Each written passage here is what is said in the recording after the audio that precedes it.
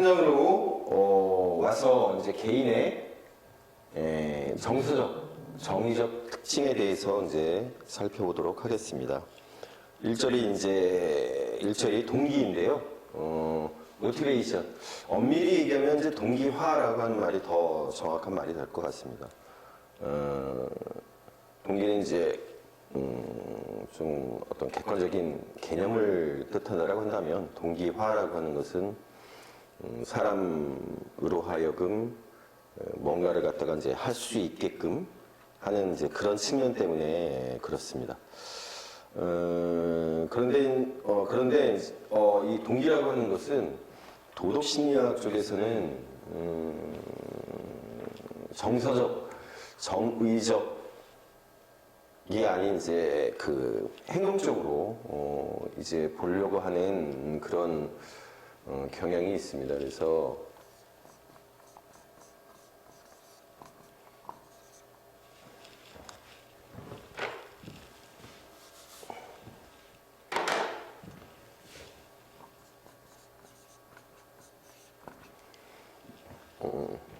정의적 이렇게 얘기를 하는데요. 여기 이제 지자까지 집어넣어서 의지. 그래서 보통 정서, 태도, 의지 이런 것들을 합쳐서 이제 정의적이라고 이제 표현을 합니다. 근데 그렇게 제가 볼 때는 이제 적절한 것 같지는 않고 저는 이렇게 이제 정서적이라고 얘기하는 것이 조금 더 맞지 않나. 너무 포괄적이죠? 너무 포괄적이에요. 그래가지고 다 의지도 집어넣고 정서도 집어넣고 태도도 집어넣고 다 집어넣는데 저는 그게 이제 적절한지에 대해서는 의문입니다. 어쨌든 이 동기라고 하는 것은 인간 행동 과정에서 행동의 활성을 증감시키고 행동의 방향을 전해주는 심리적 요인 이렇게 얘기를 해요. 그래서 학습자의 입장에서 본다면 동기란 학습을 하고 시험 준비를 하며 시험에서 성공하도록 만드는 모든 과정에 영향을 주는 요인 이렇게 얘기를 합니다. 동기의 특징, 그래서 동기의 종류를 보면 보통은 외부적 동기하고 내재적 동기로 나누지요. 외부적 동기는 학습자가 외부에서 받을 수 있는 강화로서의 동기, 최종 목표를 얻기 위한 수단이에요. 수단으로서 어떤 활동에 참여하는 동기. 학습자의 활동 자체보다 보상과 처벌 같은 활동의 결과에만 관심을 기울인다. 그러니까 수단, 그 다음에 결과. 이런 말들이 이제 중요한 핵심 키워드가 될 거고요. 내재적 동기라고 하는 것은 학습자의 흥미나 호기심, 자아 개념과 같은 요인에서 유래한다. 그래서 외부의 보상과는 상관없이 능동적으로 활동에 참여할 때 형성된다. 과제 자체나 그것이 가져다주는 성취감을 즐긴다. 이게 내재적 동기의 특징입니다. 그래서 이제 양자를 비교를 해보면 내재적 동기라고 하는 것은 심적 요인, 외재적 동기라고 하는 것은 환경적 요인. 내재적 동기는 과제를 수행하거나 활동하는 그 자체. 말하자면 이제 과정을 중시하는 이제 동기가 되는 거고, 외재적 동기라고 하는 것은 외부의 보상, 결과와 관련되어 있다. 그래서 내재적 동기는 인본주의 혹은 인지 심리학자들이 이제 주로 강조하고, 외재적 동기는 행동주의 심리학자들이 강조를 합니다. 그래서 동기 유발의 이제 방법인데요. 외재적 동기 유발의 방법은 학습 목표, 외부의 이제 목표라고 하는 것을 정해놓고, 그 다음에 학습 결과를 갖다가 상세하게 알려주고, 그리고 이제 다양한 학습자를 제시해서 신뢰를 알려주고, 학습자 개인의 장점을 찾아서 칭찬을 해주고, 경쟁심을 자극하고, 상과 벌을 적당히 활용을 합니다. 그에 관해서 내재적 동기 같은 경우에는 학습 문제에 대한 호기심을 갖게 하고, 도전의식을 갖게 하고, 성취감과 발견의 기쁨을 느끼도록 하고, 창의성과 상상력을 자극하도록 하고, 그래서 지식, 기능, 인격 등에서 보관될 수 있는 모델을 정하고 동일시하도록 한다. 이렇게 이제 되어 있어요. 그래서 동기에 대한 이제 이론적 접근을 보면 대표적인 것이 행동주의입니다. 그런데 우리들이 이제 조금 생각을 해봐야 될 게 내재적 동기라고 하는 게 중요하다고 생각을 하잖아요. 의뢰 그렇게 생각을 합니다. 그런데 실제로 인간이라고 하는 존재가 그렇게 주체적인 존재가 되지 않아요. 그렇게 되지 못해요. 그렇기 때문에 그 일정 정도에 있어가지고 내재적 동기라고 하는 것이 분명히 작용을 해야 합니다. 내재적 동기라고 하는 것을 끌어내기 위해서는 굉장한 에너지가 필요하죠. 굉장한 에너지가 필요하고 또 그 사람이 가지고 있는 특성, 성격상이 있어가지고 어떤 특징이라고 하는 것도 내재적 동기라고 하는 것을 쉽게 끌어내는 사람이 있고 그러지 못한 사람이 있고 그렇기도 합니다. 그래서 반드시 꼭 내재적 동기여야만 한다 라고 얘기할 수는 없을 것 같아요. 여러분들이 이제 학교에 가서 아이들과 이제 부딪히면서 이제 그런 것들을 많이 느낄 수 있을 겁니다. 그래서 행동주의에서는 기본적인 생리적인 욕구를 가지고 그래서 기초적인 강화에 의해서 이제 이런 것들이 이제 충족이 되고 그래서 이제 이런 기초적 강화라고 하는 것이 학습 행동을 유지하는 데 영향을 준다고 이제 보는 거죠. 그래서 아동의 학습에 대한 동기 부족을 학습 행동을 유지하는 보상이나 유인가가 적절하지 않은데 원인이 있다고 보는 거예요. 그러니까 보상이란 특정한 행동의 결과에 따라서 주어지는 매력적인 사물이나 사건을 말하고 유인가란 특정한 행동을 유발하거나 단념시키는 사건이나 사물을 말해요. 따라서 행동주의에서는 학생의 동기에 대한 이해를 교실에서 제시되는 유인 체계와 보상에 대한 분석에서 시작을 합니다. 그래서 손다이크, 스키너 이런 사람이 이제 대표적인 학자입니다. 이 보상, 유인가와 관련된 내용은 바로 뒤에서 살펴보도록 하겠습니다. 자, 그 다음에 인본주의예요. 동기의 내재적 근원을 자아실현, 자신의 잠재력을 실현하기 위한 생각적인 욕구로 보는 거죠. 그래서 학습자를 동기화한다는 것은 내적 자원인 유능감, 자존감, 자율성, 자아실현을 격려해주는 것을 뜻합니다. 대표적인 사람은 이제 메슬로우고 이 사람이 주장한 욕구 위계 이론이 인본주의 이론의 대표적인 것입니다. 자, 인지주의. 개인적 자유와 선택, 자기결단과 개인적 성장을 위한 노력, 신념이나 질서, 이해에 대한 욕구 등을 강조해요. 그래서 행동은 계획, 목표, 도식, 기대, 귀인 등에 의해서 시작되고 조절된다고 보는 거죠. 그래서 사람들은 외부의 사건이나 신체적 조건에 반응하는 것이 아니라 그런 사건이나 자극에 대한 자신의 해석에 반응한다는 거예요. 해석에 반응한다. 그래서 외주적 동기보다는 내재적 동기를 강조한다. 그래서 와인의 귀인 이론, 목표 이론, 기대 가치 이론, 자아 효능감 이론, 자기 결정성 이론 등이 바로 이제 인지주의인데요. 이제 좀 독특한 것은 여기 이제 해석이라고 나왔잖아요. 요새 그 행동주의 또는 이제 행태주의라고 하는 그 일부의 이제 그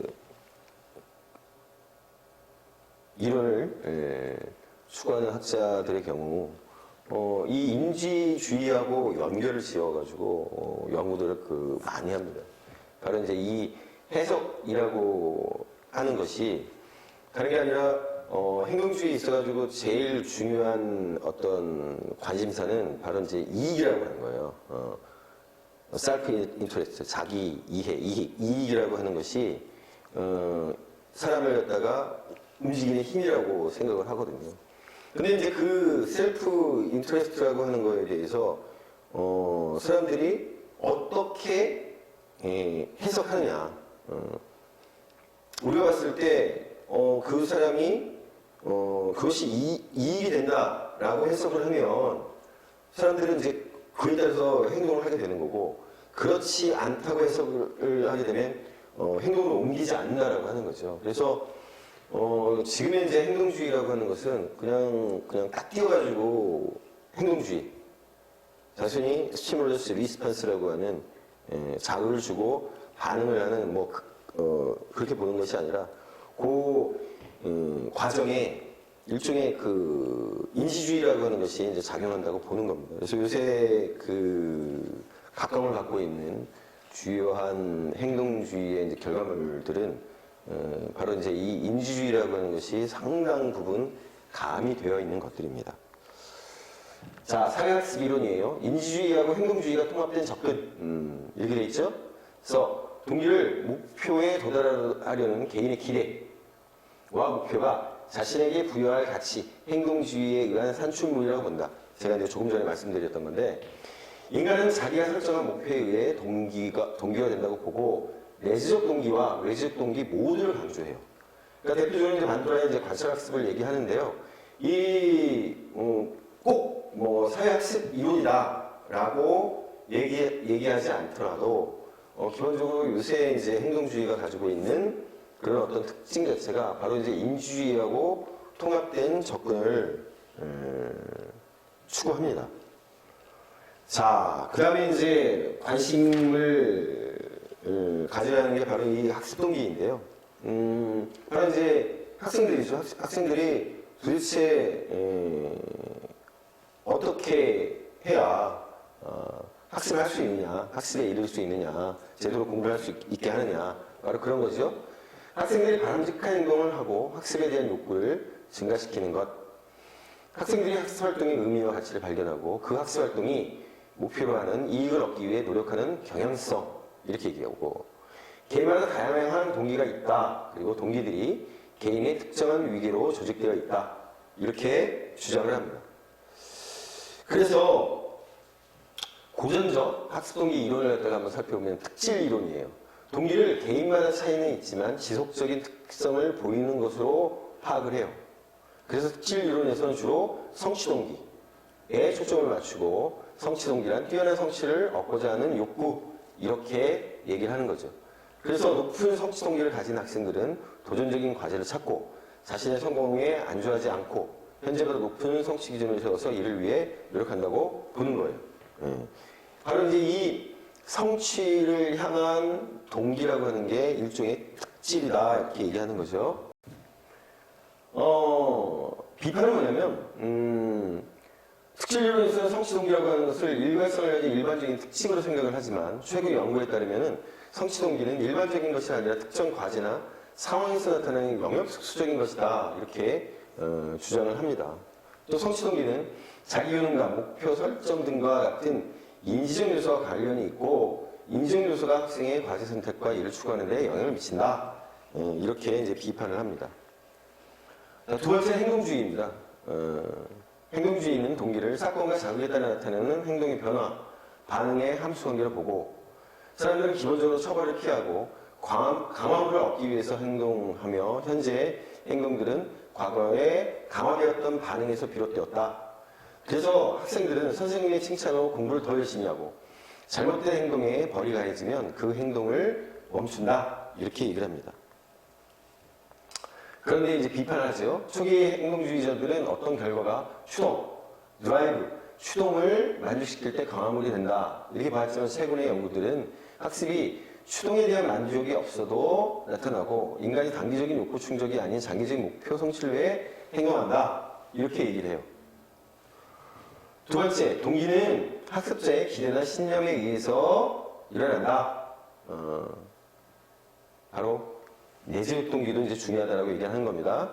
학습 동기는 강화물 자체보다 학생에게 피드백을 제공하고 학생의 강점과 약점을 알려주고 자기 효능감과 자아 존중감을 유지시켜줄 때 보다 효과적인 것으로 나타났다, 이렇게 얘기를 하는 거예요. 자, 그래서 바로 이제 이러한 측면들을 흡수해서 현재 이러한 비판들이 주로 이제 인지주의 쪽에서 가해지는 비판들이거든요. 그래서 이러한 측면들을 접합을 시켜서 지금의 이제 행동주의라고 하는 것은 굉장히 달라졌습니다. 굉장히 달라졌고, 여러분들이 이제 알고 있는 그 책들, 이 시중에 나와 있는 자기개발 서류, 뭐 심리학과 관련된 서적들, 그래갖고 이러저러하게 남의 이제 그런 어떤 심리를 갖다가 알고 뭐 그걸로 사람을 예쁘게 하는 방법이라든지 남한테 속지 않은 방법이라든지 다른 사람을 잘 설득하는 방법이라든지 이런 것들이 전부 다 그러한 행동주의의 결과물들이에요. 그 다음에 인본주의 학습동기 이론입니다. 메슬로우가 이제 얘기한 욕구 위계 이론. 이거는 이제 뒤에 가서 교육 행정학에서도 이제 다시 한번 보게 될 겁니다. 그래서 메슬로우는 인간이 위기체적 수준의 욕구로부터 자아실현 욕구까지 위계적인 욕구를 가진다. 그래서 인간의 욕구를 크게 결핍 욕구하고 성장 욕구 두 가지로 나누었습니다. 그래서 이제 결핍 욕구에는 생리적 욕구, 안전 욕구, 소속감과 애정의 욕구, 자아 존중감의 욕구, 성장 욕구에는 지적 욕구, 심리적 욕구, 자아 실현 욕구 이렇게 되어 있는 거죠. 그래서 이 결핍 욕구라고 하는 것은 부족한 것이 충족되면 해소가 돼요. 하위 단계 욕구가 충분히 실현되야만 비로소 상위 단계의 욕구가 발현이 된다. 그러니까 결핍 욕구가 만족이 되어야 성장 욕구가 생겨난다고 하는 거예요. 이 위계의 욕구들은 충족되지 않고 경험함으로써 확장하고 증가시킬 수 있는 욕구이다. 그래서 인간은 내적 욕구를 가지고 태어나고 이 욕구를 만족시키기 위해서 노력한다. 이러한 노력의 궁극적인 방향은 결국에는 바로 자아실현의 추구이다. 그런데 메슬로우의 이제 이론은 욕구 위계 체제에 대한 경험적 연구가 부족하고 일관성과 예언성 면에서 취약하다. 그렇습니다. 우리가 이제 일상생활에서 느낄 수 있어요. 우리가 이제 결핍 욕구가 채워지면 성장 욕구로 간다라고 하는데 여러분들 가운데서도 먹방에 그 심취하고 열광하시는 분들 꽤 있으시죠? 분명히 이제 우리는 그런 어떤 생리적 욕구라고 하는 것을 갖다 벗어났다고 생각을 하지만 그렇지 않습니다. 먹방을 보고 있으면 저도 라면이 땡기고 족발이 땡기고 그렇습니다. 자아실현의 욕구라고 한다면 참아야죠. 우리는 참아야 됩니다. 좀 더 건강한 몸, 좀 더 멋있는 쉐이프 이런 것들을 갖다가 원한다라고 한다면 자아실현이잖아요. 그런 것들이 우리는 참을 수 있어야 되지만 참지 못합니다. 다시 생리적 욕구로 가요. 그렇죠. 그래서 일관성과 예언성 면에서 취약하다. 맞는 말인 것 같습니다. 어쨌든 이 생리적 욕구라고 하는 것을 가정과 학교에서는 이제 충분히 채워줘야 한다는 거예요. 두 번째, 교사는 학생의 결핍 욕구가 충분히 채워졌는지 항상 주의를 기울여야 한다. 세 번째, 인본주의적 관점에서 학생을 먼저 인간으로 대하고 그의 행동과 분리된 그의 내재적 가치에 의해 긍정적 관심으로 대해야 한다.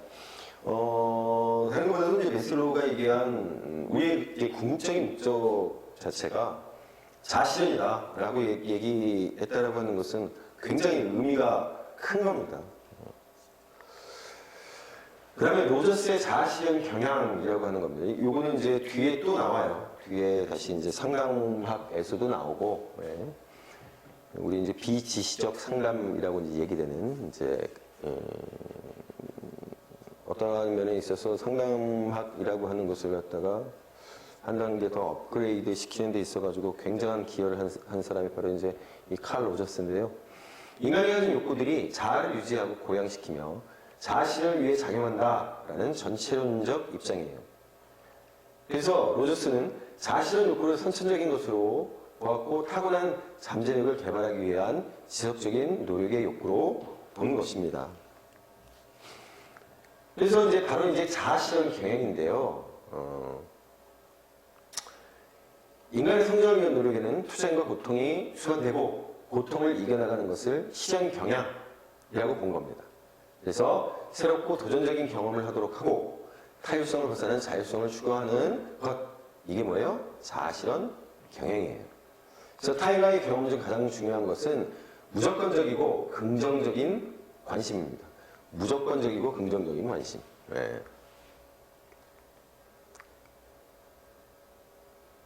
근데 이제 이 무조건적이고 긍정적인 관심이라고 하는 것은 자신의 경험이 자신을 성장시키는 것으로 평가하고 자신을 위한 노력을 지속함으로써 적응적이고 충분히 기능하는 인간으로 성장하게 할 수 있기 때문입니다. 자, 그렇다면 충분히 기능하는 인간은 뭐냐? 새롭고 다양한 경험에 대해서 개방적이고 자신의 삶에 충실하며 자신을 신뢰하는 사람이죠. 그래서 충분히 기능하는 인간으로 성장하기 위해서는 무조건적인 관심을 받는다고 느끼도록 학교 환경과 교사의 태도가 변해야 한다. 이렇게 이제 얘기를 합니다. 자, 유기체의 평가 과정. 투쟁과 고통의 모든 경험들은 인간의 성장을 촉진하는지 방해하는지를 기준으로 유기체의 평가 과정에 의해서 평가되는 겁니다. 자, 투쟁과 고통의 모든 경험들이 유기체의 평가 과정에 의하여 평가가 되는 거예요. 자신을 유지하고 고양시킨다고 지각한 경험은 긍정적으로 평가돼서 지속적으로 추구되고, 부정적으로 평가된 경험은 회피하려고 노력을 하는 겁니다. 그래서 평가 과정이라고 하는 것은 새로운 시도가 자기 성장을 촉진하는가 아닌가를 결정하는 데 필요한 정보와 자아실현을 위한 피드백을 제공을 하지요. 그래서 유기체의 평가 과정과 자아실현 과정에서 타인과의 상호작용은 매우 중요한 요소로 성장과 자율성 발전을 촉진하기도 하고 저해하기도 한다. 이렇게 얘기를 합니다. 자, 인지주의 학습 동기 이론이에요. 사실은 이제 지금 가장 각광을 받는 것이라고 이제 할 수 있고요. 특히나 이제 중등 교육 과정이 있어가지고는 이 인지주의 학습 동기 이론이 무척이나 이제 중요하죠. 제가 이제 말씀드렸던 바와 같이 도덕성이라고 하는 것도 그렇고 여타의 것들이 그러니까 일종의 이제 정서적 감정적인 측면에 있어서 학생을 갖다 이제 좌우하게 되는 어떤 시기라고 하는 것이 초등학교 저학년 때 이제 이미 이제 결정이 된다라고 보는 것이죠. 그래서 초등학교 고학년 이후 빠르면 늦어도 이제 중학교 들어갈 무렵에는 정서적, 감정적인 측면보다도 이제 인지적 요소들이 굉장히 많이 작용을 하고요. 자기 결정에 있어서 가장 중요한 부분이 감정보다는 인지이다 이렇게 상정을 하는 거죠. 그래서 이제 이 인지주의 학습 동기 이론이라고 하는 것이 굉장히 이제 중요하고 좀 더 체계적이고 조금 더 과학적이라고 이제 얘기할 수 있습니다. 자기 결정성 이론 그래서 내시와 라이언이 이제 제시한 건데요. 자기 결정성이란 자신의 행동과 운명을 자율적으로 선택할 수 있다는 믿음. 그래서 스스로 원하기 때문에 활동에 참여한다고 보는 겁니다. 그래서 자기결정성이라고 하는 것은 자율성, 유능감, 관계성의 기본 욕구로 이루어져 있다. 그래서 그 이제 욕구 세 가지를 한번 볼게요. 자율성이라고 하는 것은 자신의 원하는 것에 따라 행동하려고 하는 욕구예요. 독립성에 대한 욕구이고, 그래서 스스로 목표를 세우고 자신에게 중요하고 가치 있는 것을 결정하기를 원하는 욕구입니다. 그래서 학생들에게 선택할 수 있는 기회를 제공하는 것이 자율성에 대한 자각을 높일 수가 있죠. 그 다음에 유능감. 인간이 누구나 능력 있는 사람이기를 원하고 자신의 능력이나 재능을 향상하기를 원한다. 그래서 자신의 능력에 대해 긍정적인 인식을 가진 학습자는 유능감이 높다. 그래서 유능성을 지각할 수 있는 가장 중요한 요소는 학생들의 지식과 기술이 증가하고 있다는 증거를 보여주는 거예요. 너 능력 있어. 능력 있는 게 이런 거야. 보여줘야 한다는 거예요. 관계성 욕구. 다른 사람과 정서적 유대와 애착을 형성하고자 하는 욕구입니다.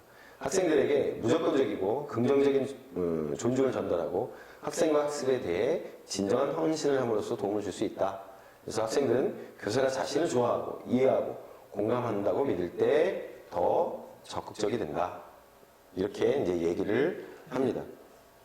자, 자율성, 유능감, 관계성. 자, 세 번째는 내재적 동기와 자기결정적 동기예요. 내재적 동기, 환경과의 관계에서 유능하고 자기결정적이라고 하는 인간의 욕구입니다.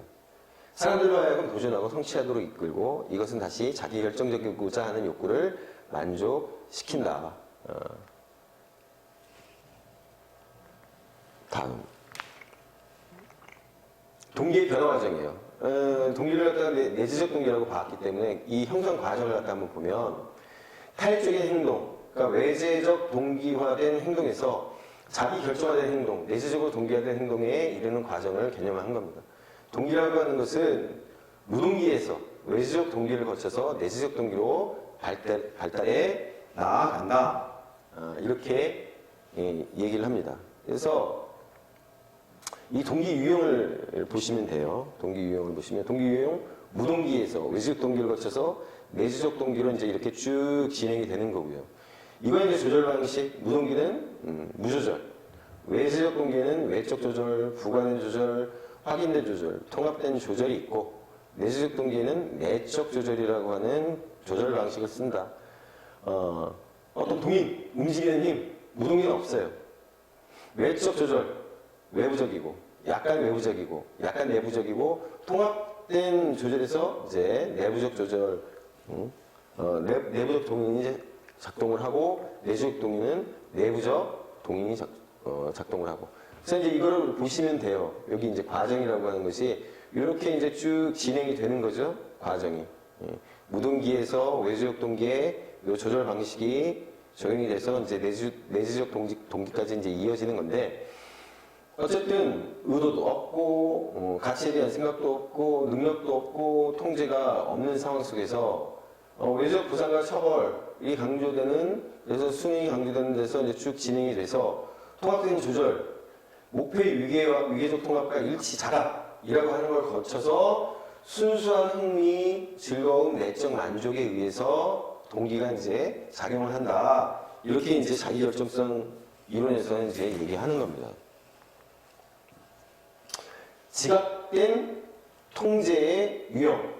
그러니까 자기결정성 이론에서는 지각된 통제를 내적 동기의 중요한 결정 요인으로 보는 겁니다. 그래서 이 지각된 통제와 관련해서 능력 신념, 전략 신념, 통제 신념 이런 것들이 중요하다. 이렇게 얘기를 합니다. 그래서 능력 신념, 자기 능력을 갖다가 믿는 거예요. 전략 신념. 그러니까 특정한 수단을 사용하면 목표가 달성될 것이라고 믿는 신념. 이 전략에 대한 신념이에요. 어떤 것을 활용해서 하게 되면 내가 목표에 달성할 수 있을 것이다라고 믿는 거예요. 통제 신념. 행위자가 목표에 대한 통제가 가능하다는 신념이에요. 그래서 스키너 등은 지각된 통제가 학습에 능동적 관여를 고무시키거나 감소시켜서 학업 성취에 영향을 미친다. 이런 것을 발견했다라고 하는 거죠.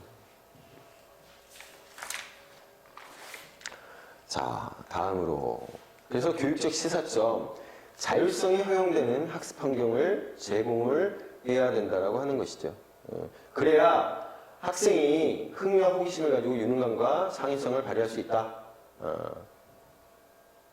그래서 이 자율성을 지지하는 환경이라고 하는 것은 학생의 내지적 동기, 학업 성취, 적응, 흥미 등 다양한 영역에 긍정적인 영향을 준다.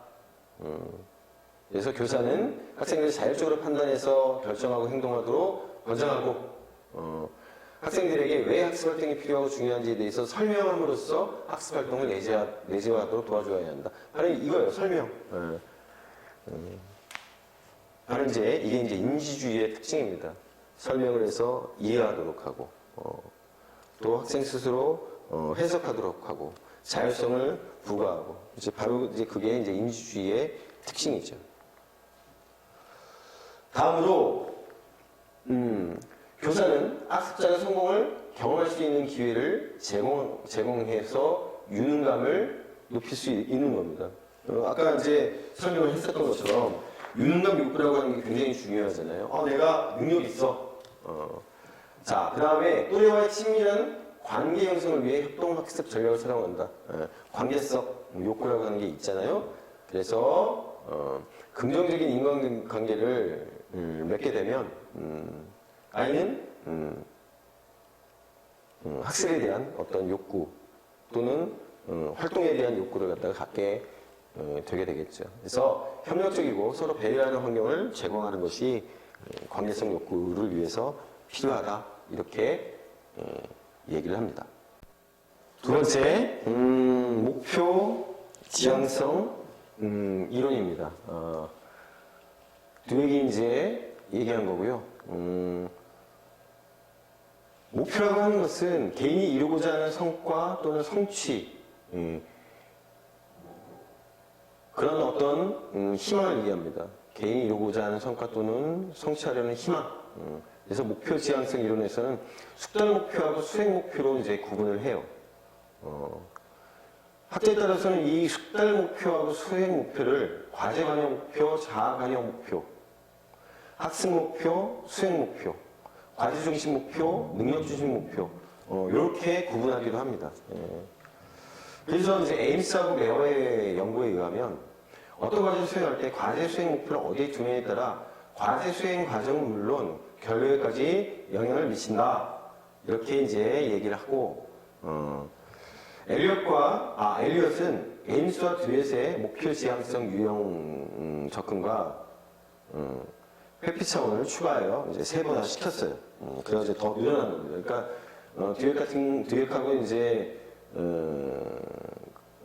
같은 연구를 했었던 학자들은 이제 숙달 목표하고 수행 목표로만 구분했는데 이제 더 이제 세분화해서 이야기를 합니다. 그래서 이제 목표 유형 보면은 맨 처음에 이제 숙달 목표하고 수행 목표만 있었는데 이제 수행 접근 목표, 수행 회피 목표, 과제 회피 목표, 사회적 목표 이렇게 이제 좀 더 늘어났어요.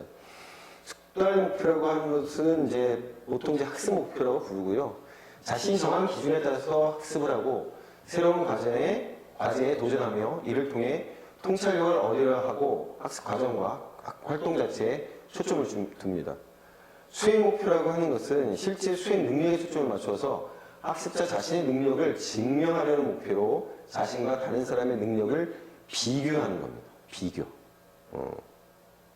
수행 접근은 유능해 보이는 것과 다른 사람으로부터 호의적인 평가를 받으려고 하는 것을 강조하는 목표. 수행 회피 목표는 무능력하게 보이는 것을 회피하고 호의적이지 않은 평가를 피하는 것에 초점을 두는 목표. 과제 회피 목표는 과제가 쉽거나 별다른 노력 없이 할 수 있을 때 성공적이라고 느끼게 되는 목표. 그 다음에 사회적 목표는 특정한 사회적 결과나 사회적 상호작용을 달성하려는 목표. 이제 이렇게 목표가 구분이 됩니다. 자, 그러면 이런 이제 목표 지향성이라고 하는 것은 어떻게 영향을 주느냐, 어떤 영향을 주느냐. 그래서 이제 첫 번째는 귀인입니다. 원인을 귀착시키는 거예요. 어디에 원인을 부여하는 거예요. 원인이 그거다라고 이제 이야기하는 거죠. 그래서 숙달 목표 같은 경우는 긍정적이고 적응적인 귀인과 관련이 되고 수행 목표라고 하는 것은 부정적이고 비적응적인 귀인과 관련이 됩니다. 숙달 목표를 가진 학생은 성공 및 실패 장면에서 노력 귀인을 하고 능력이 노력에 비례한다 이렇게 생각을 하고요. 수행 목표를 가진 학생은 성공 및 실패 장면에서 능력 귀인을 합니다. 그래서 능력과 노력이 반비례한다고 생각하기 때문에 능력과 자기 가치감을 보호하기 위해서 노력을 회피하는 경향이 있습니다. 인지전략. 숙달 목표를 가진 학생은 정교화나 조직화 같은 심층적인 인지 전략을 적극적으로 활용하고 메타 인지 전략과 자기조절 전략을 활용하는 데 반해서 수행 목표를 가진 학생은 피상적이고 기계적인 학습 전략을 활용을 해요. 동기부여의 측면에서 보면 숙달 목표를 가진 학생은 노력을 통해 성공했을 경우 자부심을, 실패했을 경우에는 죄책감을 경험해요. 그리고 이제 내재적 동기가 높고 학습자가 긍정적이고 학습에 가치를 부여하는데 수행 목표를 가진 학생 같은 경우에는 학습 과제에 가치를 부여하지 않고 외지적 동기가 높죠. 자, 그래서 이제 숙달 목표하고 우리가 수행 목표를 보면 어떠한 목표에 접근하는 게 더 좋은지 구분이 됩니다. 그리고 이제 네 번째는 행동이에요. 행동력의 측면에서 보면 숙달 목표를 가진 학생은 시간 및 노력을 효율적으로 관리하고 도전적이고 새로운 과제를 선호하고 위험 부담 경향이 높아요. 그에 반해서 수행 목표를 가진 학생은 위험 부담 경향이 낮기 때문에 쉬운 과제를 선호하고 새로운 과제나 도전적인 과제를 기피해요. 그러니까 숙달 목표를 가진 학생은 그러니까는 누구한테 도움을 청하는 데 있어가지고 부끄러움이 없어요. 그에 반해서 수행 목표를 가진 사람은 다른 사람한테 도움을 청하는 걸 갖다가 부끄러워해요. 자, 그래서 이제 여기 목표 유형과 관련해서 숙달 목표, 수행 목표가 있죠. 그래서 이제 귀인, 인지 전략, 동기부여, 행동이라고 하는 것이 어떤 식으로 영향을 끼치는가, 숙달 목표를 가지고 있고 수행 목표를 가지고 있는 친구들이 어떤 식으로 영향을 끼치는가를 갖다가 여기다 이제 쭉 설명을 했습니다. 여러분들 이거 한번 살펴보기 바라고요. 그 다음에 교육적 시사점입니다. 과제 난이도를 적절하게 이제 제시해 주어야 한다. 그래서 과제 난이도가 너무 높으면 실패의 두려움이나 성공 기대가 낮아지기 때문에 동기 수준이 낮아지죠. 그리고 학습 과제가 이제 너무 쉬운 경우 같은 경우는 흥미와 호기심을 느낄 수 없어요. 그래서 도전적인 학습 과제를 선택해서 지속적으로 성취감을 갖도록 하는 것이 중요하다. 그다음에 목표를 갖다가 이제 점검을 하는 거예요. 그러니까 목표의 성취 여부를 점검하는 일은 학습자에게 성취감을 느끼게 하고 자기 효능감을 주고 긍정적인 감정과 자아 개념을 느끼게 하는 거죠. 자, 그리고 학습에 대한 자율성과 통제권을 느낄 수 있도록 해주면 과제 자체에 대한 흥미가 증진되어서 숙달 목표를 지향하도록 할 수 있다는 것입니다. 그리고 이제 네 번째로 개인적 능력 향상, 학습 진전, 그리고 숙달에 따른 보상 및 인정이 뒷따르게 해야 한다는 것입니다. 다섯 번째, 다양한 평가 방법과 평가 기준을 제시해 준다. 여섯 번째로, 목표를 수행하는 전 과정에 초인지, 메타인지 전략을 사용한다. 그래야지 이제 좀 더 효과적으로 학습을 할 수 있게 되겠죠. 자, 그 다음에 이제 귀인 이론입니다. 와일러가 이제 얘기한 건데요. 학습자가 자신의 성공과 실패의 원인을 무엇으로 인식하는 것에 따라 그의 행동이 결정된다. 개인의 설명, 정당화 변명이 그들의 동기와 행동에 어떻게 영향을 미치는지를 설명하는 것이 바로 이제 귀인 이론입니다. 보통 이제 그 합리화하고 이제 관련이 되죠. 합리화. 핑계 이제 나쁘게 얘기하면 핑계가 되는 거고. 이제 좀 더 긍정적인 면에 있어서 본다면 이제 일종의 이제 치열업 할 수 있는 거. 응원. 그래, 잘할 수 있어. 네가 생각하는 그런 것들이 아니라 그거는 이러한 거야. 그러니까 이러한 방향에서 생각하고 그래서 이러한 방향에서 믿음을 가지고 한번 해봐. 귀인 이론이라고 하는 게 이제 그런 겁니다.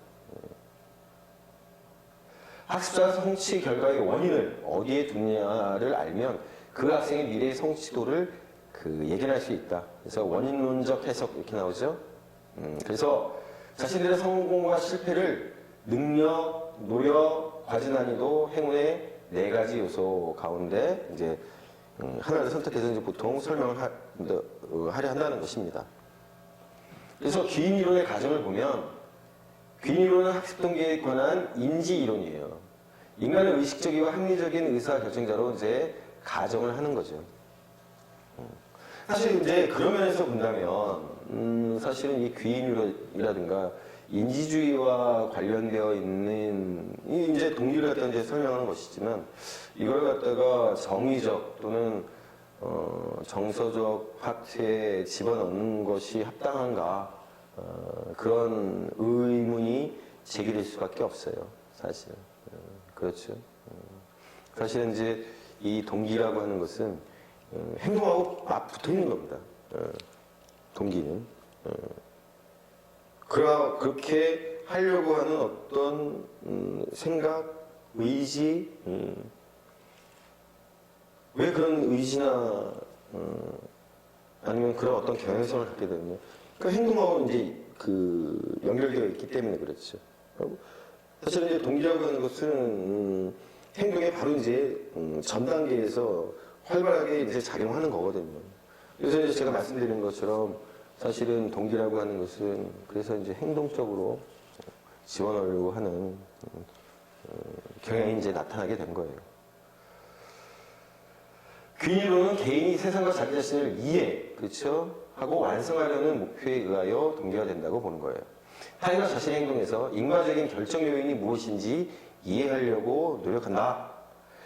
개인적 성취와 관련된 결과, 원인적 신념, 그 이유에 뒤따르는 감정과 행동들 간의 관계를 중요시합니다.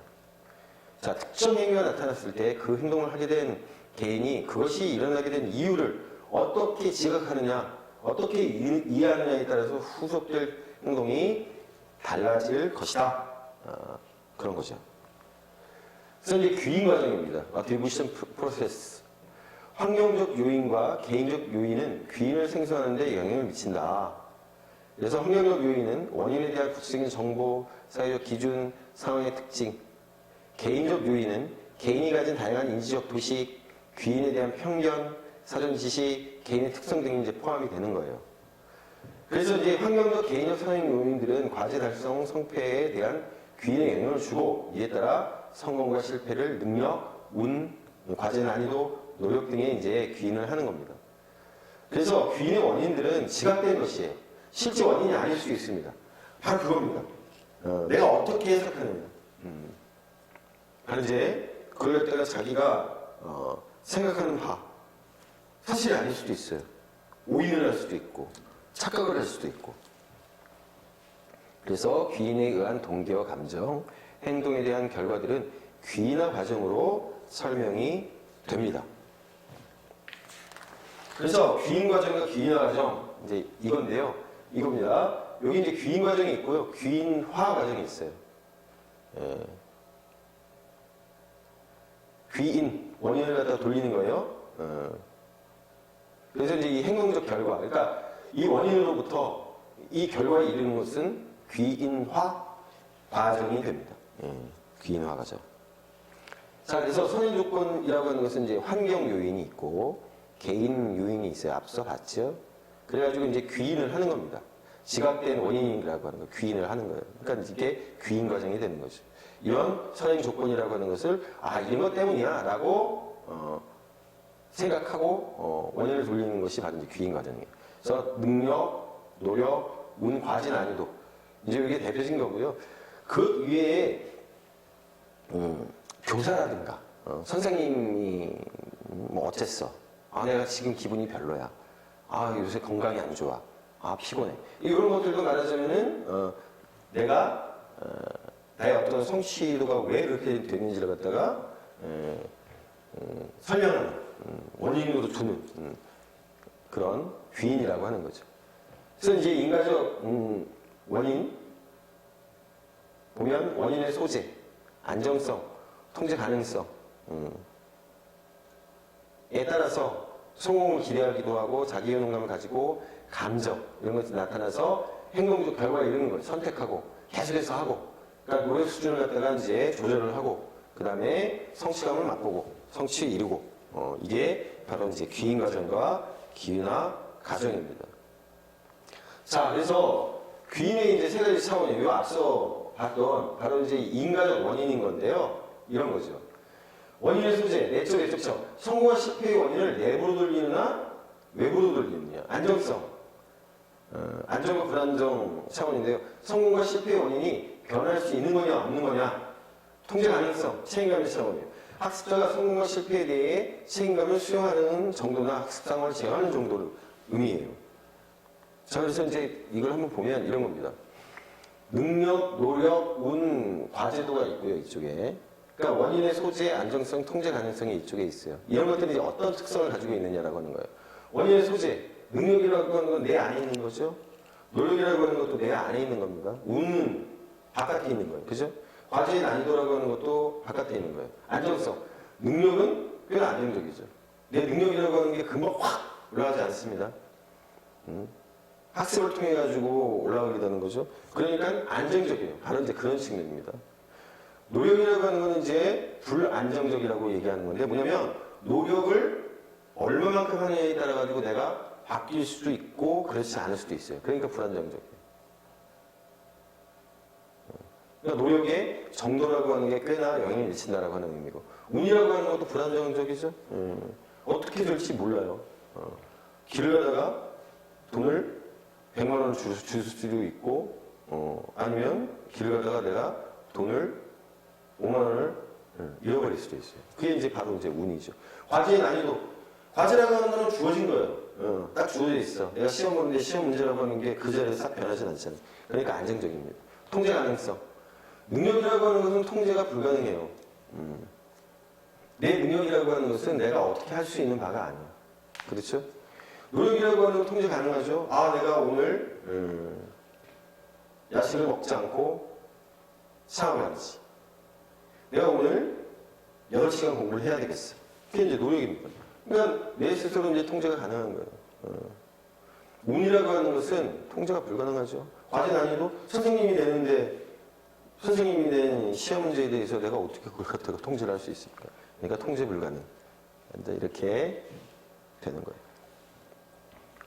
그래서 학습자에 대한 귀인의 영향.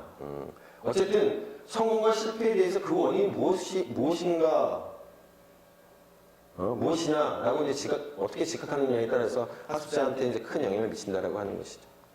귀인을 노력 부족으로 돌리는 학습자의 경우에는 시험 결과에 대한 책임이 본인에게 있다고 생각하고 미래에는 더 성공할 수 있을 거라고 이제 기대하는 거죠. 그래, 더 열심히 해보자. 근데 귀인을 능력 부족으로 돌리는 학습자의 경우에는 원인을 자신이 통제할 수 없는 능력이라 생각하기 때문에 미래의 성공 가능성을 낮게 보고 노력을 줄일 겁니다. 나는 이 정도 수준밖에 안 돼. 나는 타고난 게 이 정도야. 학습자의 동기는 실패를 노력 부족으로 돌렸을 때 증가하고, 통제 불가능한 운이나 능력으로 돌렸을 때 감소를 합니다. 그래서 사람들은 성공을 노력이나 높은 능력과 같은 내부적 원인으로, 실패를 불운이나 다른 사람의 행동과 같은 외부적인 원인으로 보는 경향이 있다. 그렇죠? 잘 되면 내 탓, 안 되면 조상 탓. 우리 이제 속담이 있잖아요. 바로 이제 이게 그 얘기입니다. 그래서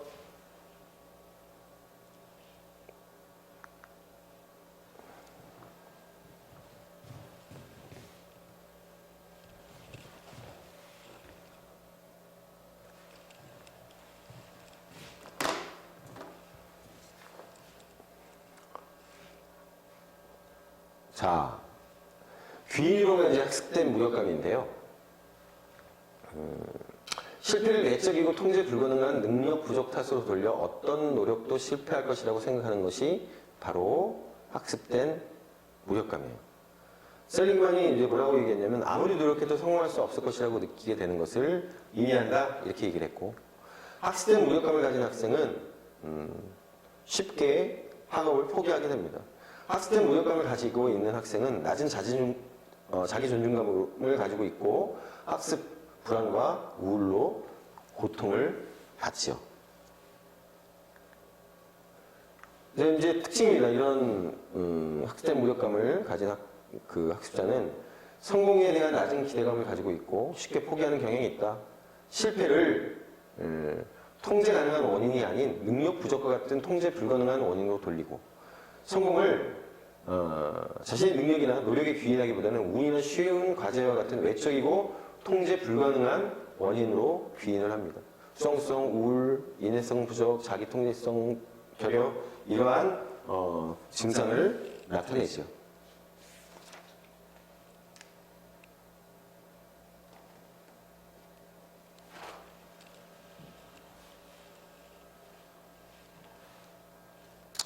자, 그 다음에 학습 무력감을 가진 학습자를 돕는 방법이 뭐냐? 정기적으로 성공 경험을 할 수 있게 해준다. 이게 굉장히 중요합니다. 성공을 경험을 해봐야 성공에 대한 어떤 기대감을 가질 수 있겠죠. 그들의 노력을 인정하고 격려하며 계속적인 발전에 대한 기대감을 표시한다.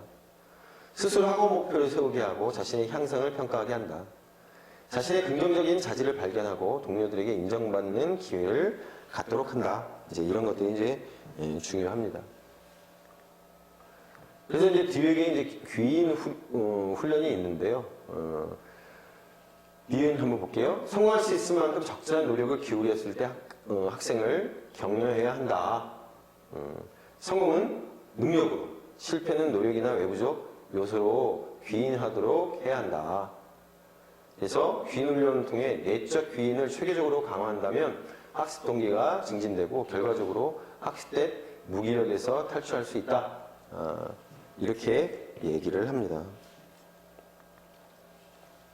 그래서 이제 귀인 훈련 프로그램인데요. 체계적인 귀인 훈련 프로그램은 학습자의 바람직하지 않은 귀인 유형을 바람직한 귀인 유형으로 변형시키고 자신의 능력이 부족하다는 고정관념에 빠진 학습자에게 도움을 줄 수 있다. 그러니까 자기가 능력이 부족하다라고 느끼는 학생을 갖다가 변화시키는 굉장히 어렵습니다. 그래서 이제 그걸 갖다가 이제 돌려놔야 되는데 바로 이제 그러한 것이죠. 그래서 단계별 시행 전략, 노력 귀인으로 유도하기. 성공이나 실패의 원인을 자신의 노력으로 돌리는 거예요. 그래, 노력을 좀 더 하면 네가 성취할 수 있어. 그렇게 얘기하는 거고. 두 번째는 전략귀인. 학습자가 충분히 노력했음에도 결과가 좋지 않을 때 전략귀인을 진행하는 거예요. 전략귀인이란 실패의 원인을 학습 방법이나 학습 전략에 귀인하는 겁니다. 그래서 학습 방법이나 습관을 점검하고 바람직한 방법으로 바꾸어지는 전략을 취하는 거죠. 세 번째는 이제 포기귀인으로 변경하는 거예요. 이렇게 해보고 저렇게 해봐도 결과가 좋지 않아요. 그럼 뭐라고 얘기해야 돼요? 솔직하게 해야 되는 거죠. 야, 아무래도 너 이거는 아닌 것 같아. 네 길이 아닌 것 같아. 야, 좀 다른 거 한번 해볼래? 이렇게 얘기를 해야 되는 거예요. 그래서 포기하도록 함으로써 학습자의 기대 자체를 수정하고 새로운 길을 모색하는 것이 더 유리하다는 것입니다. 그래서 이제 교사의 역할이에요. 교사는 학습 결과를 외적이고 통제 가능한 귀인 요인과 관련시켜 줘야 돼요. 그래서 학생의 교육적 경험을 증진시켜 줘야 한다. 교사는 성취 결과에 따른 피드백보다는 성취 결과의 원인과 관련된 평가적 피드백을 해주는 것이 바람직하다. 교사는 학생들의 능력에 맞는 학습 과제를 제시해서 그 과제를 학생들의 노력으로 해결할 수 있도록 해 주어야 한다. 네 번째, 교사는 학생들이 경쟁적인 것보다는 개별화 또는 협동적인 학습 상황에서 학습할 수 있도록 함으로써 학습 과제를 성공적으로 이끌어갈 수 있도록 노력해야 한다. 이렇게 이제 얘기를 합니다. 그래서 이 통제 가능한 여기 나오잖아요. 통제 가능한 귀인 요인. 통제 가능한 귀인 요인이 뭐겠어요? 노력이죠, 노력. 그래서 조금만 더 해보면, 조금만 더 노력해보면 네가 성취를 이뤄낼 수 있다. 라고 하는 것을 갖다가 이제 지속적으로 심어주는 거죠. 그래서 귀인이론을 부정적으로 얘기하면 아까 말씀드렸던 것처럼 합리화 또는 이제 핑계라고 얘기할 수 있지만 긍정적인 측면에서 바라보면은 바로 이제 응원해주고 바로 이제 취업 자신의 어떤 노력과 도전으로 한 단계 한 단계 나갈 수 있다라고 하는 것을 충분히 설명해주고